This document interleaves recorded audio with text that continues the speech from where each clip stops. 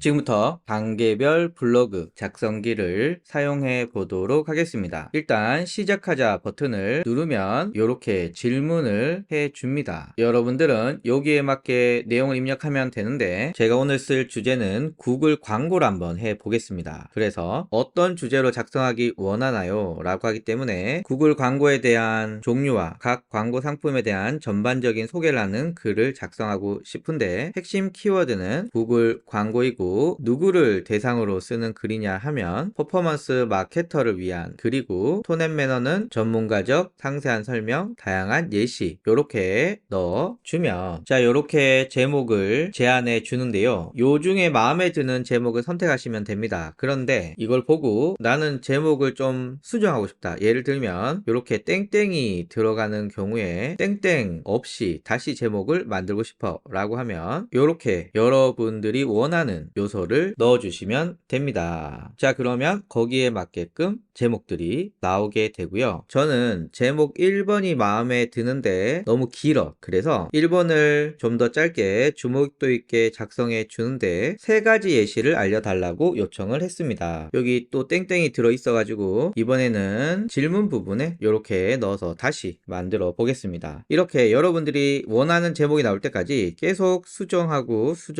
수정하시면 됩니다. 전 2번이 마음에 드네요. 제목 2번이라고 넣게 되면 다음 단계로 넘어가게 됩니다. 일단 저는 소론, 본론 1, 본론 2, 본론 3 그리고 결론으로 구성하게 프롬프트를 짰는데요. 이 중에 본론을 빼고 싶다거나 본론을 추가하고 싶다거나 이렇게 넣어주시면 되고요. 이런 내용을 추가해달라, 이런 내용을 빼달라 이런 것도 가능합니다. 예를 들면 본론 1의 메타 광고와의 비교 내용을 추가해줘 라고 넣게 되면은 이렇게 관련 내용이 추가된 것을 알 수가 있습니다. 여기에서 여러분들이 원하시는 부분들을 넣어주시면 되고요. 개요가 다 작성이 되었으면 서론 작성이라고 입력을 해주면 자 이렇게 나왔는데요. 보시고 일단 요 내용이 대체로 마음에 든다 라고 하면 그대로 쓰시면 되지만 이거 말고 다른 느낌 없나? 라고 생각하시면 요거 눌러서 다른 글을 또 만들어 달라고 합니다. 자 이렇게 나오면 첫 번째 요 느낌이 좋은지, 두 번째 요 느낌이 좋은지, 또 마음에 안 들면 또 새로 생성하시면 되고요. 저는 요 두 번째가 마음에 드는 것 같아요. 그리고 특별히 수정할 게 없다면 본론 1 작성을 해서 본론으로 들어갑니다. 자 본론 1이 작성이 되었는데 일단 수정하고 싶은 부분이 있어요. 구 페이스북 이거 계속 따라다니니까 별로거든요. 그래서 이거를 빼달라고 했고요. 그리고 여기 부분들 각각의 광고 상품들을 소개할 때 좀 더 자세하고 길게 적어달라고 요청을 했습니다. 보시면 각각의 광고 상품들이 더 길게 나오는 것을 알 수가 있죠. 저는 본론이 이 정도면 아주 마음에 드는 것 같아요. 자 그러면 본론 2 작성을 해줍니다. 할 때마다 이렇게 안내를 해주기 때문에 그 단어를 입력해 주시면 그 다음 단계가 넘어가게 됩니다. 자 이제 본론 2가 다 작성되었는데 여러분들 중에 이렇게 1번, 2번, 3번 이렇게 나눠지는 걸 좋아하시는 분들도 있을 수 있고요. 저는 이렇게 소제목으로 나누지 않고 쭉 완성된 문장으로 나오는 게 좋거든요. 그래서 소제목으로 구분하지 말고 작성해 주고 더 길고 자세하게 작성해 달라고 요청을 했습니다. 그러면 보시면 먼저 이렇게 해서 이 위에서 소제목으로 나눌 것을 나누지 않고 이렇게 작성을 해 줍니다. 자 다 만들었으면 본론 3 작성을 넣어주면 자 대략 만들어졌습니다. 여기서는 뭐 딱히 수정하지 않아도 될 것 같습니다. 마지막으로 결론 작성을 넣어주면 자 이렇게 나오게 됩니다. 자 그러면 우리가 한 건 개요 부분에서 소론, 본론 1, 본론 2, 본론 3, 결론까지 나오는 것을 확인할 수 있고요. 이제 제목부터 메모장에 복사해서 넣어줍니다. 본론도 복사해서 하나씩 넣어줄게요. 본론 2번, 본론 3번, 그리고 결론까지 넣었습니다. 요 내용을 복사해서 네이버 블로그에 붙여놓고 이렇게 넣어줍니다. 본론 1은 필요 없으니까 저는 이렇게 할 예정이고요. 본론 2라는 문구를 제외하고 이렇게 작성했고요. 본론 3 역시도 본론 3이라는 문구를 제외하고 이렇게 했습니다. 그리고 결론도 결론이라는 문구를 빼고 이렇게 구성을 했고요. 그리고 이 안에 여러분들의 업체를 소개하는 부분들을 넣어 주시면 되는데, 보통은 이 뒷부분에 적절하게 넣어 주시면 됩니다. 그런데 저는 앞부분을 좋아해서 이렇게 홍보 문구를 이렇게 넣었고, 제가 이 영상에 URL도 이렇게 넣었습니다. 자, 그리고 블로그 이미지를 10장 정도 넣으시면 되거든요. 블로그 이미지는 뭐 여러분들이 마음에 드는 방식으로 이미지를 만드시면 되고요. 저는 제가 제공하는 블로그 이미지 생성기를 통해서 이미지를 만들도록 하겠습니다. 블로그 이미지 생성기는 제가 다른 영상을 통해서 사용 방법을 알려드릴게요. 저는 일단 10개 이미지를 블로그 이미지 생성기를 통해서 만들었고 바로 삽입하도록 하겠습니다. 더하기 눌러서 블로그 이미지 생성기로 만든 이미지를 본문에 넣어 보도록 하겠습니다. 자, 10개 이미지를 만들었고, 그리고 블로그 본문을 읽으면서 자연스럽지 않다거나 얘가 거짓말을 하고 있다거나 이런 것들을 체크를 해 주시면 됩니다. 사실